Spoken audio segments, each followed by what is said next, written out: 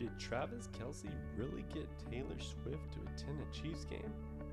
Well, welcome back to Week 3, the Injury Timeline Podcast, where we're going to talk about the week's injuries and also Travis Kelce. I'm your man, the game injury doc, Dr. Evan Jeffries, a physical therapist. Welcome back. Appreciate y'all watching last week. Keep subscribing, keep following the channel and all the socials under the handle of Game Injury Doc. Week 3 was here, and we had Taylor Swift in the building, which is pretty unique for a football game, especially when Travis Kelce was shooting his shot on his podcast, and now the ball was in her court, and now she went to the Chiefs game. So let's see how that goes. But good for him. Good for Travis, good for Taylor. Let's see what happens, man. All right, let's recap the injuries of the week. Got a little bit of wine here, so cheers to everybody out there. Let's go. Derek Carr was the main injury of the week. And from the looks of the play and from what they reported, definitely the mechanism of injury was the AC joint separation. That's basically where your collarbone meets your acromion, which is part of your scapula. It's the front part. And what happens is there's ligaments that kind of, if you look on this side, which will attach here. And every once in a while, when your shoulder gets tackled into the ground, you get a separation of those ligaments. And it's all based on grades, right? So it looks, they said it's not going to be a season-ending injury, which means you more than likely would have had surgery. So when you look at the grades, they're from 1 to 6. 4, 5, and 6 are usually indications that that a person needs surgery. So that's usually if when you get into a separation where it goes up superior, and that's closer to skin, and it's definitely, you see that deformation in the clavicle. Most of the time you need surgery for that. And then also it can go down, which is kind of dangerous, and it can also get into some internal organs.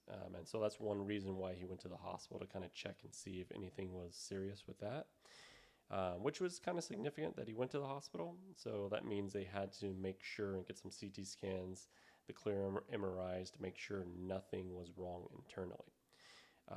But since it's a AC joint sprain, we're more than likely looking at from a grade 1 to a grade 3. A grade 1 would just be that minor stretch of the ligaments, and then usually that's pretty minor. That's kind of like a day-to-day to week type of injury. Then when you're looking at a grade 2, that's a partial tear of the ligaments. This could be super painful.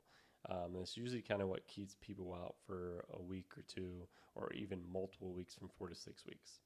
And when you get into the grade 3, that's that full tear. So you can start to have some deformation of that clavicle going up usually.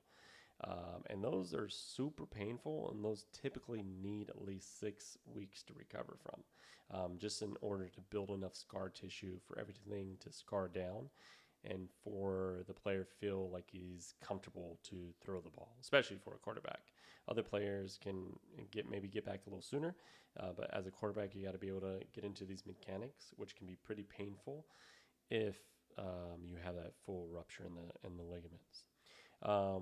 So from what they're saying, it's definitely not season-ending, but I wouldn't doubt if he misses a game or even a couple games following the injury.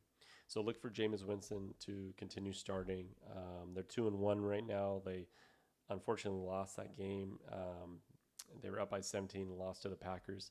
But we'll see how they kind of carry that momentum that they've had early in the season, and see what they can do in the next game. Then we had one scary injury, but very, very minor. Patrick Mahomes. At the looks of it at first, when one of the defenders went right into the ankle, first thing you thought was last year when he had the high ankle sprain.